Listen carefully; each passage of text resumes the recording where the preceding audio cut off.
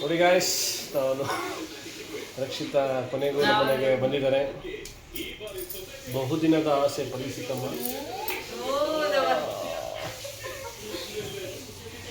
Finally ಹೇಗನ್ನಿಸ್ತಿದೆ? ಖುಷಿ ಆಗ್ತಾ ಇದೆ. ನಿಂದೊಂದು ಮಾತಿದೆ, ನಮ್ ಶಿವು ಯಾವ್ದು ಕಳ್ಳ ಅಂತ ರಿವೀಲ್ ಮಾಡ್ಬಿಟ್ರೆ ಅದೊಂದು ಮಾತು ಹೇಳ್ಬೇಕಿತ್ತು. ನಮ್ಮ ಅಕ್ಕ ಹೇಳೋದೇ ನೋಡು, ಅಡಿಯೋದೆಲ್ಲ ಹೇಳೋಳಲ್ಲಪ್ಪ ಅಂತ ಬೇಜಾರ್ ಮಾಡ್ತಿದ್ದೀನಿ. ನನ್ನ ತಮ್ಮ ಅದೇ ಇಲ್ಲ, ಪ್ರೇರಣೆ ಆಗ್ಬೋದಿಲ್ಲ. ನಿಮ್ ತಮ್ಮನ ಬಗ್ಗೆ, ನಿಮ್ ತಮ್ಮನ ಹೆಂಡತಿ ಬಗ್ಗೆ ಏನಾದ್ರು ಹೇಳಿ ಅಂತ ಹೇಳೋರೆ.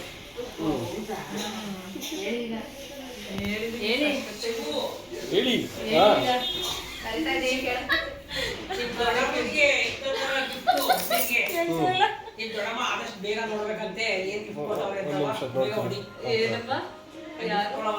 ದೊಡ್ಡಮ್ಮ ಗಿಫ್ಟ್ ತಂದಿದಾರಂತೆ.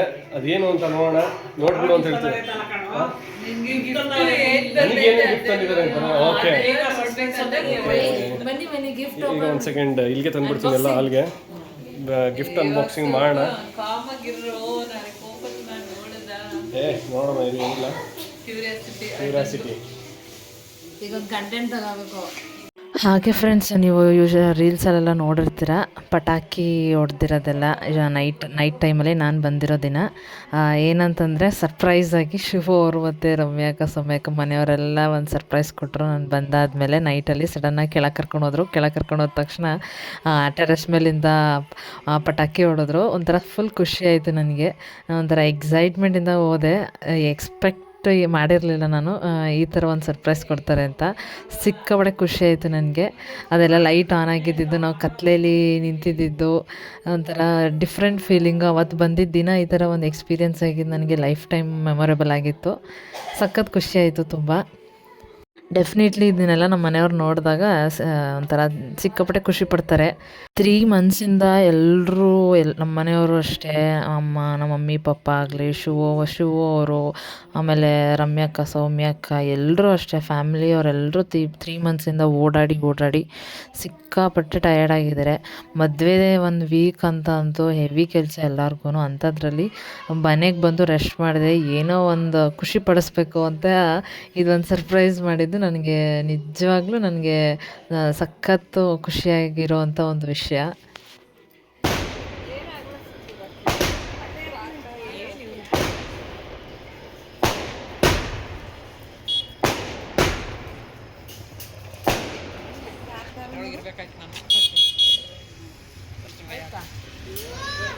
ಹಾಗೆ ಫ್ರೆಂಡ್ಸ್, ನಾನು ನೆಕ್ಸ್ಟ್ ಡೇ ಮಾರ್ನಿಂಗಿಂದ ವ್ಲಾಗ್ನ ಸ್ಟಾರ್ಟ್ ಮಾಡ್ತಾಯಿದ್ದೀನಿ. ಅವತ್ತು ಕಂಟಿನ್ಯೂ ಮಾಡೋಕ್ಕಾಗಲಿಲ್ಲ. ಮದುವೆ ಗಂಡು ತಿರುಗಿ ಈ ಕಡೆ. ಗೈಸ್, ಇವಾಗ ದೇವಸ್ಥಾನಕ್ಕೆ ಹೋಗ್ತಾ ಇದ್ದೀವಿ. ಮದುವೆ ಆಗಿರೋ ನಾಳೆಗೆ. ಯಾವ ದೇವಸ್ಥಾನಕ್ಕೆ ಅಂತ ಬನ್ನಿ ತೋರಿಸ್ತೀವಿ. ನಿಖಿತನೂ ಬರ್ತಾ ಇದ್ದಾಳೆ ನಮ್ಮ ಜೊತೆ. ಏನಾಗಲ್ಲ ಬಿಡು ನಿಖಿತ, ಚೆನ್ನಾಗೇ ಇದೆಯಾ? ಮುಖ ಯಾಕೆ ಮುಚ್ಕೋತೀಯಾ? ಹಾಂ,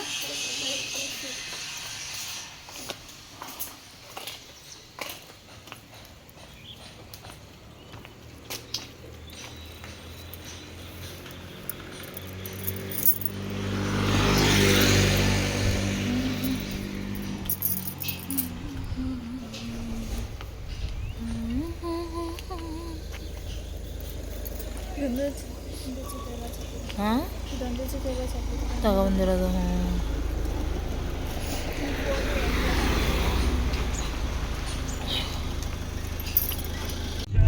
ಫ್ರೆಂಡ್ಸ್, ಹೊರಟಿದ್ದೀವಿ. ನಾವು ಹೋಗ್ತಾ ಇರೋದು ಇವತ್ತು ಯಾವ ದೇವಸ್ಥಾನ ಅಂತಂದರೆ ನಂಜುಂಡೇಶ್ವರ ದೇವಸ್ಥಾನಕ್ಕೆ ಹೋಗ್ತಾ ಇದ್ದೀವಿ. ನಾನು, ಇವರು ಮತ್ತು ನಿಖಿತಾ ತಿಂಡಿ ತಿನ್ಕೊಂಡು ಇಂಟ್ರೊಡ್ಯೂಸ್ ಮಾಡಿದ್ದೀನಿ. ನಿಖಿತಾ ನಮ್ಮ ಅಂಕಲ್ ಮಗಳು ಅಂತ. ಮಾನಸ, ನಿಖಿತಾ ನಮ್ಮ ರಕ್ಷಿತಾ ಇದಾರಲ್ಲ, ಅವ್ರ ಡ್ಯಾಡಿ ತಮ್ಮನ ಮಗಳು, ನಮ್ಮ ಚಿಕ್ಕ ಮಾವನ ಮಗಳು. ಈಗ ಟೈಮ್ ಬಂದು 10:30. ನಾವು ಬೆಳಗ್ಗೆನೆ ಹೋಗಿದ್ದೀವಿ. ಶುರು ಮನೆಗೆ ಬರ್ಬೋದಿತ್ತು. ನೆನ್ನೆ ಟಯರ್ಡ್ ಆಗ್ಬಿಟ್ಟಿತ್ತಲ್ಲ, ಎದ್ದಿದ್ದು ಒಂಚೂರು ಲೇಟ್ ಆಯಿತು.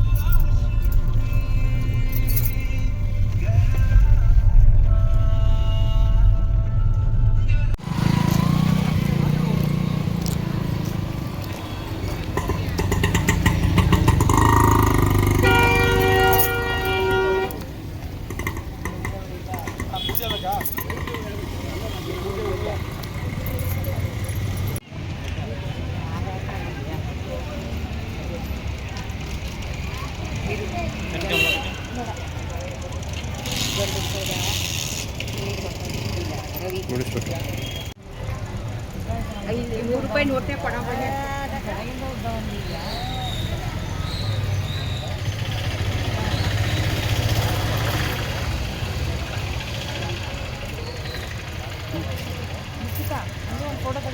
ಹಾಗೆ ಫ್ರೆಂಡ್ಸ್, ದೇವಸ್ಥಾನಕ್ಕೆ ಎಂಟ್ರಿ ಆದ ತಕ್ಷಣ ನಾನು ಅಲ್ಲಿಂದ ಮನೆಯಿಂದನೇ ಅಲ್ಲಿ ಸಿಗಲಿಲ್ಲ ಹೂವು, ಅದಕ್ಕೆ ದೇವಸ್ಥಾನಕ್ಕೆ ಹೆಂಗೂ ಹೋಗ್ತೀವಲ್ಲ ಹೂವು ಮುಡ್ಕೊಂಡು ತೊಗೊಂಡು ಹೂವು ಮುಡಿಸ್ಕೊಂಡು ಶಿವವ್ರ ಹತ್ರ ಮೊದಲನೇ ಸಲ ಫಸ್ಟ್ ಟೈಮು ಮದುವೆ ಆದ ತಕ್ಷಣ ಒಂದು ದೇವಸ್ಥಾನಕ್ಕೆ ಹೋಗ್ತಾಯಿದ್ದೀವಿ. ಟ್ರೆಡಿಷ್ನಲ್ ಆಗಿ ಮದುವೆ ಹುಡುಗಿ ಅಂತಂದರೆ ಹೊಸ ಮದುವೆ ಹುಡುಗಿ ಅಂತಂದರೆ ಒಂಥರ ಟ್ರೆಡಿಷ್ನಲ್ ಆಗೇ ಇರಬೇಕು, ಅದೇ ಒಂಥರ ಚೆಂದ. ಹೂವು ಎಲ್ಲ ಮುಡ್ಕೊಂಡು ಇವಾಗ ಪೂಜೆ ತೊಗೊಂಡು ಪೂಜೆ ಮಾಡಿಸೋದಕ್ಕೆ ಒಳಗಡೆ ಹೋಗ್ತಾಯಿದ್ದೀವಿ. ಇವತ್ತು ಫ್ರೈಡೇ ಆಗಿರೋದ್ರಿಂದ ರಶ್ ಅಂತೂ ಇರಲ್ಲ, ವೀಕೆಂಡ್ ಇಲ್ವಲ್ಲ, ರಶ್ ಇರಲ್ಲ, ಆರಾಮಾಗಿ ಫ್ರೀ ಇರುತ್ತೆ ಅಂತ ಅಂದ್ಕೊಳ್ತೀವಿ. ಈಗ ಪೂಜೆ ತೊಗೊಂಡು ಫೈನಲಿ ಹೊರಡ್ತಾ ಇದ್ದೀವಿ. ಹಾಗೆ ಫ್ರೆಂಡ್ಸ್, ಫೈನಲಿ ದೇವಸ್ಥಾನ ಒಳಗಡೆ ಹೋದ್ವಿ. ನಾನು ಹೇಳ್ದಾಗೆ ರಶ್ ಇರಲಿಲ್ಲ, ಫ್ರೈಡೇ ಇರೋದ್ರಿಂದ ವೀಕೆಂಡ್ಸ್ ಆಗಿಲ್ಲದೆ ಇರೋದ್ರಿಂದ ನಂಜನಗೂಡು ಶ್ರೀಕಂಠೇಶ್ವರ ದೇವಸ್ಥಾನದಲ್ಲಿ ಏನಂದರೆ ಮಂಡೇ ಜಾಸ್ತಿ ರಶ್ ಇರುತ್ತೆ, ಪೌರ್ಣಮಿ ದಿನ ಜಾಸ್ತಿ ರಶ್ ಇರುತ್ತೆ. ಅದು ಬಿಟ್ಟರೆ ಏನು ಸಂಡೇ ಸ್ಯಾಟರ್ಡೇಸ್ ವೀಕೆಂಡ್ ಡೇಸಲ್ಲಿ ರಶ್ ಇರುತ್ತೆ. ಎಲ್ಲೆಲ್ಲಿಂದನೂ ತುಂಬ ಜನ ಬರ್ತಾರೆ, ಏನೋ ಒಂದು ಸ್ಟ್ರಾಂಗ್ ಬಿಲೀವಿಂದ ಬರ್ತಾರೆ ಒಳ್ಳೇದಾಗಲಿ ಅಂತ. ಅದು ಡೆಫಿನೆಟ್ಲಿ ಒಳ್ಳೇದಾಗೇ ಆಗುತ್ತೆ. ತುಂಬ ಜನ ನಂಬಿದ್ದಾರೆ. ಪೌರ್ಣಮಿ ದಿನ ಅಂತೂ ನಿಂತ್ಕೊಳ್ಳೋಕ್ಕೆ ಕಾಲಕ್ಕೋದಕ್ಕೆ ಜಾಗ ಇರಲ್ಲ, ಅಷ್ಟೊಂದು ರಶ್ ಇರುತ್ತೆ. ನಾವು ಇನ್ನೊಂದು ಏನಂತೆ ಅಂದರೆ, ನಾನು ಎಂಗೇಜ್ಮೆಂಟ್ ಆದಮೇಲೆ ಮೊದಲನೇ ದೇವಸ್ಥಾನಕ್ಕೆ ಹೋಗಿದ್ದು ಅಂತಂದರೆ ಇದೇ ದೇವಸ್ಥಾನ, ಶ್ರೀಕಂಠೇಶ್ವರ ದೇವಸ್ಥಾನ. ಯಾಕೋ ಮದುವೆ ಆದಮೇಲೆ ಫಸ್ಟ್ ಟೈಮ್ ಇದೇ ದೇವಸ್ಥಾನಕ್ಕೆ ಹೋಗಬೇಕು ಅನ್ನಿಸ್ತು, ಅದಕ್ಕೆ ಹೋದ್ವಿ.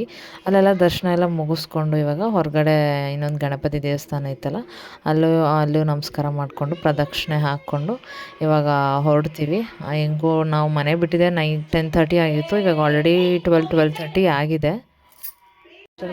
ಹಾಗೆ ಫ್ರೆಂಡ್ಸ್, ದರ್ಶನ ಎಲ್ಲ ಮುಗಿಸ್ಕೊಂಡು ಹಾಗೆ ದೇವಸ್ಥಾನದ ಹತ್ರ ಫುಲ್ ಬಿಸಿಲಿತ್ತು. ಹೇಳ್ಬೇಕು ಅಂತಂದರೆ ನಾವು ಹೋಗಿದ್ದ ದಿನವೇ ಬಿಸಿಲಿತ್ತು, ಮದುವೆ ದಿನವೂ ಅಷ್ಟೇನು ಇರಲಿಲ್ಲ, ಅದಾದಮೇಲೆ ಯಾವುದೋ ಬಿಸಿಲು ಇರಲಿಲ್ಲ. ಬಟ್ ನಾವು ದೇವಸ್ಥಾನಕ್ಕೆ ಹೋಗಿದ್ದ ದಿನ ಅಂತೂ ಸಿಕ್ಕಾಪಟ್ಟೆ ಬಿಸಿಲಿತ್ತು, ಮಧ್ಯಾಹ್ನ ಬೇರೆ ಫುಲ್ ಸ್ವೆಟ್ ಆಗ್ತಾಯಿದ್ವಿ. ಆಮೇಲೆ ಸ್ವಲ್ಪ ಕೂಲಾಗಿ ಕಲ್ಲಂಗಡಿ ಹಣ್ಣು ತಿಂದ್ಕೊಂಡು ಹೊರಡೋಣ ಅಂತ ಹೋದ್ವಿ. ತಿಂದ್ಕೊಂಡು ಇವಾಗ ಬಟ್ಟೆ ತೊಗೊಳ್ಳೋಣ ನಮ್ಮ ನಿಕ್ಕಿತನಿಗೆ ಅಂತ ಬಟ್ಟೆ ಶಾಪಿಗೆ ಹೋಗಿದ್ದೀವಿ.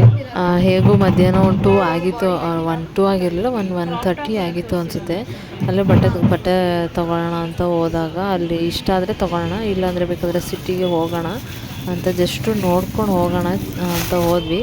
ಅಲ್ಲೇ ನೋಡ್ತಾ ಇದ್ದೀವಿ, ಸ್ವಲ್ಪ ಚೆನ್ನಾಗಿರೋದೇನೆ ಗೌನ್ ಟೈಪ್ ತೋರಿಸಿ ಅಂತ ಹೇಳಿದೆ, ಅದಕ್ಕೆ ತೋರಿಸ್ತಾಯಿದ್ರು, ಚೆನ್ನಾಗಿತ್ತು.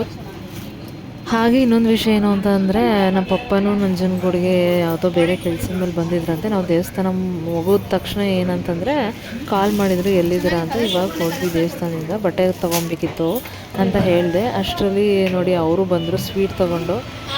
ಅಲ್ಲೇ ಏನೋ ಕೆಲಸ ಇದೆ ಅಂತ ಬಂದಿದ್ದು, ಖುಷಿ ಆಯಿತು ನಮ್ಮ ಪಪ್ಪನ ನೋಡಿ. ನಿನ್ನೆ ತಾನೇ ಮದುವೆ ಮುಗಿಸ್ಕೊಂಡು ಬಂದ್ವಿ, ಅದ್ರ ನೆಕ್ಸ್ಟ್ ಡೇನೇ ಮಾತಾಡ್ಸಿದ್ದು ಖುಷಿ ಆಯಿತು. ಹಾಗೆ ಅವರು ಸ್ವಲ್ಪ ಹೊತ್ತು ಮಾತಾಡಿಕೊಂಡು ಹೊರಟ್ಬಿಟ್ರು, ಬೇರೆ ಯಾರೋ ಸಿಕ್ಕರು ಅಂತ. ಒಂದು 10 ಮಿನಿಟ್ಸ್ ಮಾತಾಡ್ಸಿದ್ವಿ, ನಾನು ಶಿವ ಅವರೆಲ್ಲ ಮಾತಾಡಿಕೊಂಡು. ಅವರು ಸ್ವೀಟ್ ತೊಗೊಂಬಂದಿದ್ರು, ಹೊರಟ್ಬಿಟ್ರು. ನಾವು ನಂಜನಗೂಡಿಗೆ ಬಂದಿದ್ವಲ್ಲ, ಅದಕ್ಕೆ ಮಾತಾಡ್ಸ್ಕೊಂಡು ಅಪ್ಪ ಅದು ಬರೀ ನೆಪ ಅಷ್ಟೇ, ಹುಡುಕೊಂಬಂದಿರೋದು ಮಗಳನ್ನ. ಒಂದಿನ ಬಿಟ್ಟಿರೋಕ್ಕಾಗದೆ, ಏನೋ ಕೆಲಸ ಆಯಿತು ಅಂತ ಸುಳ್ಳು ಹೇಳ್ಕೊಂಡು ಮಗಳು ನೋಡಿಕೊಂಡು ಸಮಾಧಾನ ಮಾಡ್ಕೊಂಡು ಹೋಗಿರೋದು.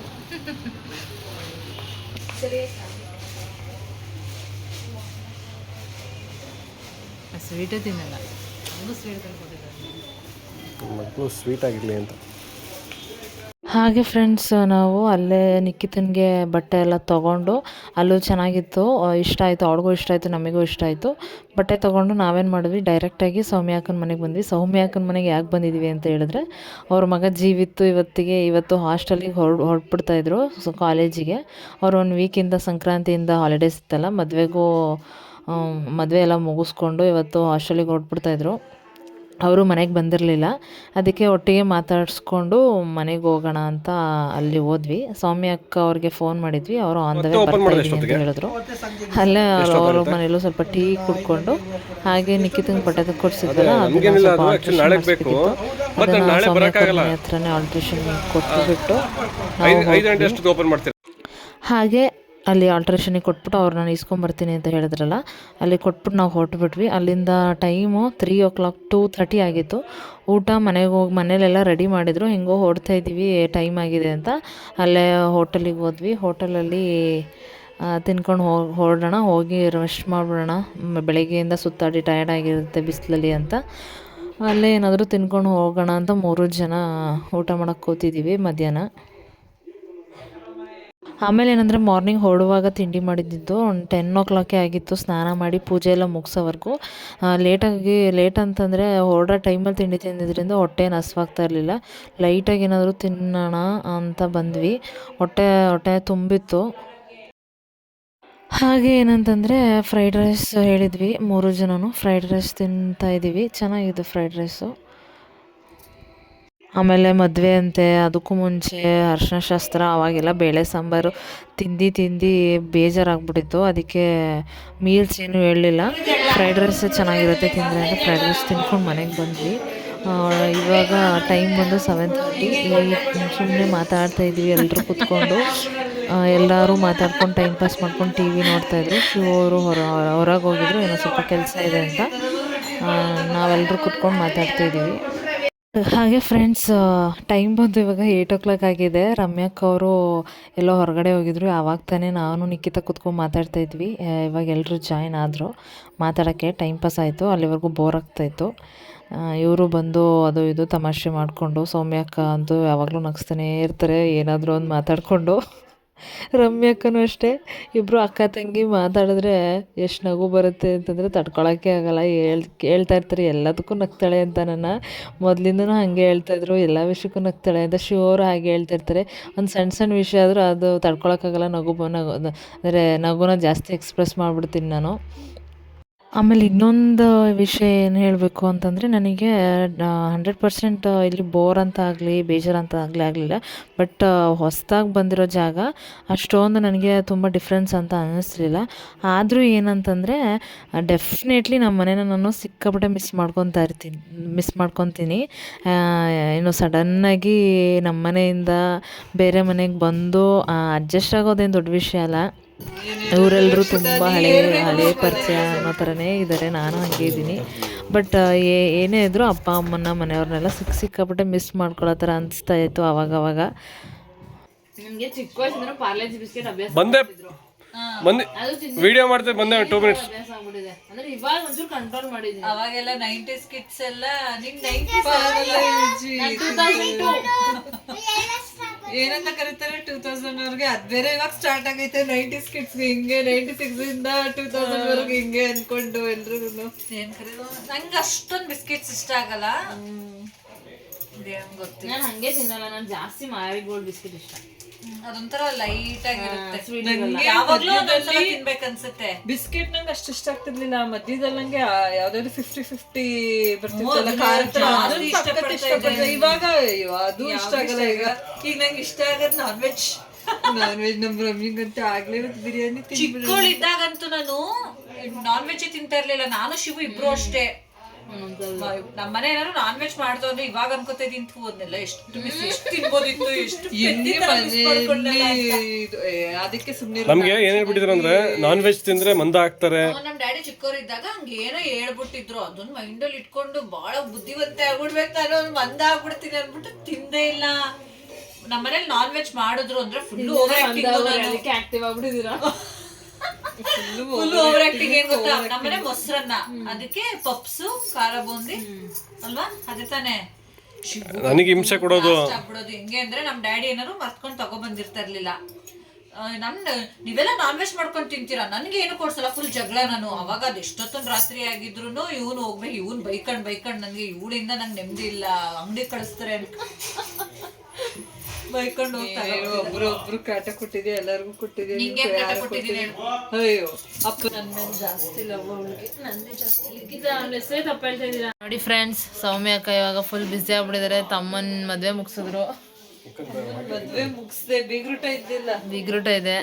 ಅದನ್ನ ಮುಗಿಸಿದ್ರೆ ಫೈನಲ್ ಆಗಿ ಎಲ್ಲ ಹೇಳ್ತಾ ಇದ್ದೀರಾ ಅಕ್ಕ, ಗೆಸ್ಟ್ಗೆಲ್ಲ ಫೋನ್ ಮಾಡಿ ಮಾಡ್ತಾ ಇದ್ದೀನಿ. ರಕ್ಷಿತಾ, ಯಾರು ಮರ್ತೋಗ್ತಾ ಇದೀರೋ, ಯಾರು ನೆನಪಾಗ್ತಾ ಇದಾರೋ ಗೊತ್ತಾಗ್ತಾ ಇಲ್ಲ. ನನ್ನಂತೂ ಹಿಂಗೆ ತೋರಿಸ್ತಾ ಇದೀಯಾ. ಸೂಪರ್ ಆಗಿದ್ದಾರೆ ನೋಡಿ. ಹಿಂಗೆ ಹೇಳಿ ಏರ್ಸ್ಬಿಡೋದು. ಇಲ್ಲಿ ಆ ಕಡೆ ಅವ್ರು ಹೇಳ್ತಾ ಇದಾರೆ, ಈ ಕಡೆ ಇವ್ರು ಹೇಳ್ತಾ ಇದಾರೆ. ಕಾಕಿ ಕುಡಿದ್ರೆ ನಮ್ಮ ಮನೆಗೆ ಪಾತ್ರೆಗಳಂತ ಇಟ್ಕೊಂಡ್ಬಿಡ್ತೀವಿ. ನಮ್ಮ ಕಾರಲ್ಲೇ ಐತೆ. ಅಷ್ಟು ಕ್ಲೋಸಪ್ಪಲ್ಲಿ ಮಾಡಿಬಿಟ್ರೆ ನೋಡಿ ಎಷ್ಟು ಚೆನ್ನಾಗಿ ಕಾಣಿಸ್ತಾ ಇದ್ದೀರಾ.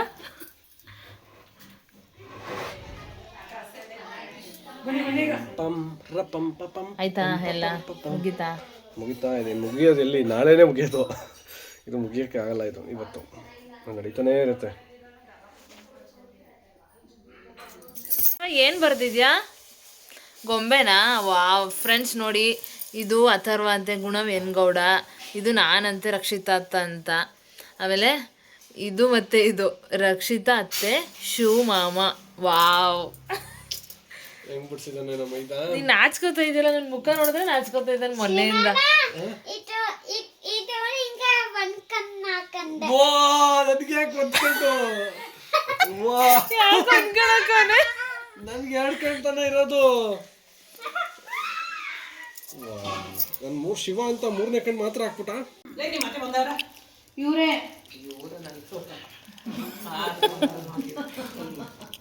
ಚೆನ್ನಾಗಿದ್ಯಾಕ ಗೋಬಿ? ತಾನೆ ಗೋಬಿ ಚೆನ್ನಾಗಿದ್ಯಾಕ? ಚೆನ್ನಾಗಿದೆ. ನಿಖಿತ ಚೆನ್ನಾಗಿದ್ಯಾ? ಅಥರ್ವ ನಿಮ್ಗೆ ಹೊಸ ಟೇಸ್ಟ್ ಹೆಂಗಿತ್ತು? ಚೆನ್ನಾಗಿದೆ. ಇನ್ಮೇಲೆ ತಿನ್ಬೇಕು ಅನ್ಸ್ದಾಗ ಆರಾಮ್ಸೆ ತರ್ಸ್ಕೋಬೋದು. ನಂಗೆ ಗೋಬಿ ಚಾಟ್ಸ್ ಅಲ್ಲಿ ಏನಿಷ್ಟ ನಿಂಗೆ? ಗೋಬಿನೇ. ನಾನು ಚಿಕ್ಕವಳಿದ್ದಾಗಿಂದನೂ ಜಾಸ್ತಿನೇ ಪಪ್ಪನ ಹತ್ರ ಗೋಬಿನೇ ತರ್ಸ್ಕೊತಾ ಇದ್ದಿದ್ದು.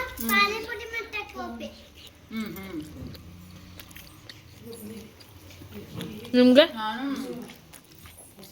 ಗೋಬಿ ದಹಿಪುರಿ ಇಷ್ಟ.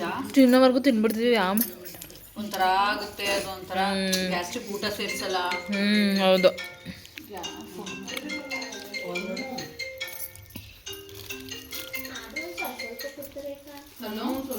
ಮೊದಲು ಎಷ್ಟು ಜಾಸ್ತಿ ಕೊಡ್ತಾ ಇದ್ರು ಅಲ್ವಾ?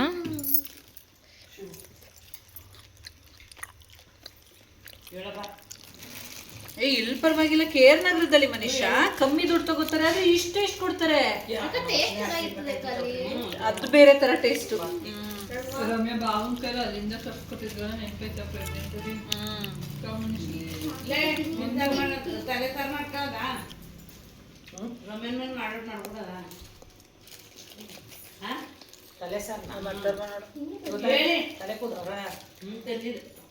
ಹಾಗೆ ಫ್ರೆಂಡ್ಸ್, ಬೀಗ್ರೂಟಿಗೆಲ್ಲ ಪ್ರಿಪ್ರೇಷನ್ ಮಾಡೋಕ್ಕೆ ಹೋಗಿದ್ರು. ಅಲ್ಲಿಂದನೇ ಟೊಮೊಟೊ ಬಾತ್ ಮಾಡಿಸ್ಕೊಂಡು ತೊಗೊಂಬಂದಿದ್ರು. ಎಲ್ಲರೂ ತಿಂತಾಯಿದ್ದೀವಿ. ಚೆನ್ನಾಗಿತ್ತು ಟೇಸ್ಟಾಗಿ. ಶಿವವ್ರು ಹೋಗಿ ಅಲ್ಲೇ ಮಾಡಿಕೊಂಡು ತೊಗೊಂಬಂದಿದ್ರು ಮನೆಯವ್ರಿಗೆಲ್ಲ. ಇದಾಗಿತ್ತು ಫ್ರೆಂಡ್ಸ್ ಇವತ್ತಿನ ವ್ಲಾಗ್. ಈ ವ್ಲಾಗ್ ನಿಮಗೆ ಇಷ್ಟ ಆಗುತ್ತೆ ಅಂತ ಭಾವಿಸ್ತೀನಿ. ಇಷ್ಟ ಆಗಿದ್ದರೆ ಲೈಕ್ ಮಾಡಿ, ಶೇರ್ ಮಾಡಿ, ಹಾಗೆ ಕಮೆಂಟ್ ಮಾಡಿ. ಇನ್ನು ಯಾರ್ಯಾರು ನನ್ನ ಚಾನಲ್ನ ಸಬ್ಸ್ಕ್ರೈಬ್ ಮಾಡಿದೆ ಹಾಗೆ ವೀಡಿಯೋಸ್ನ ನೋಡ್ತಾ ಇದ್ದೀರಾ, ಪ್ಲೀಸ್ ಸಬ್ಸ್ಕ್ರೈಬ್ ಮಾಡಿಕೊಂಡು ವೀಡಿಯೋಸ್ನ ನೋಡಿ ಅಂತ ಕೇಳ್ಕೊತೀನಿ. ಹೀಗೆ ಸಪೋರ್ಟ್ ಮಾಡ್ತಾಯಿರಿ ಫ್ರೆಂಡ್ಸ್. Thank you.